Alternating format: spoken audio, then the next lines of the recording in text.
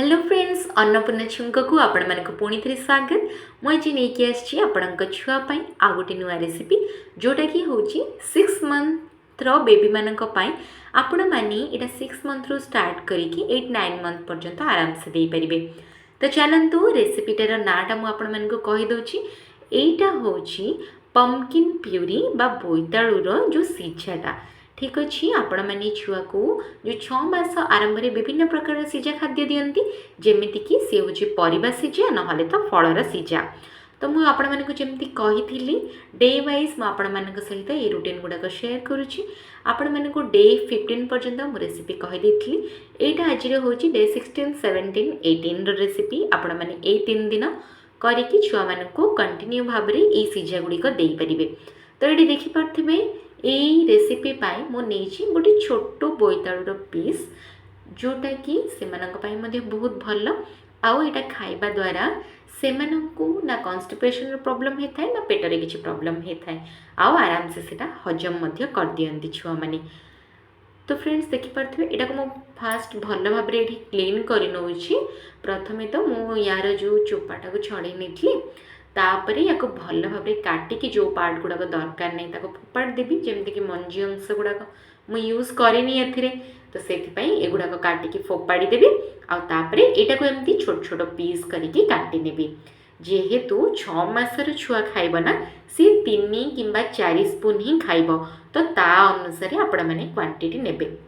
जदि छुआ 2-3 दिन खाइबापी यहाँ पसंद करुच्ची ताहले आपण मैंने यहाँ कंटिन्यू ताको दे पारिबे। ठीक अच्छे तो देखिपे यहाँ को बर्तमान ये मु बाउल रखी नहीं आ भल भाव में धोई नहीं आपण मैंने जो भी खाद्य को दौरान ना छुआ मानक भल भाव में क्लीन करके दिंतु।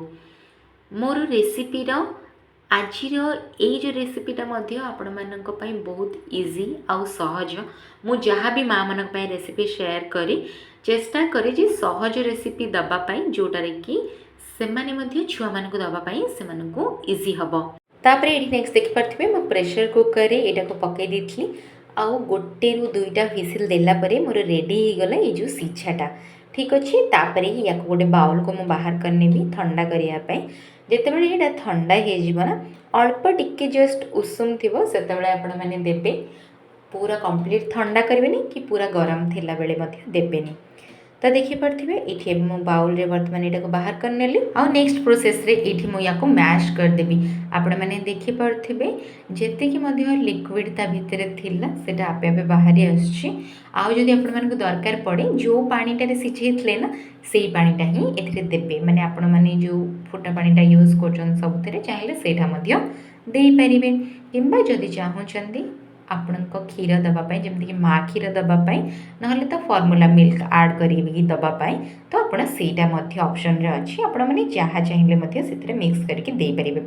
तापरे आपण मानक ए जिनसर ध्यान रबार अच्छी कि छुआ को सीटा सूट करछि ना जेहेतु आपण मानक कहूँ सबू रेसिपी आप 3 दिन ट्राए करूँ तो आपण मैंने जानीपर छुआ को कौन प्रॉब्लम होची कौन ना आपण छुआ अनुसार आप देपारे। देखिपे ये मुझे गोटे जगह को बाहर करनेली एवं छुआ को खायापी देवी। जो भी खाद्य खाइला परे जिते 6 मासर छुआ होता ना छोट बेले से झाड़ा हो जाए आपण मैंने जानी तो आपण मैंने डरी जाती यही खाइया देला काले मो छुआ को झाड़ा होगा कि ना सेमती हुए।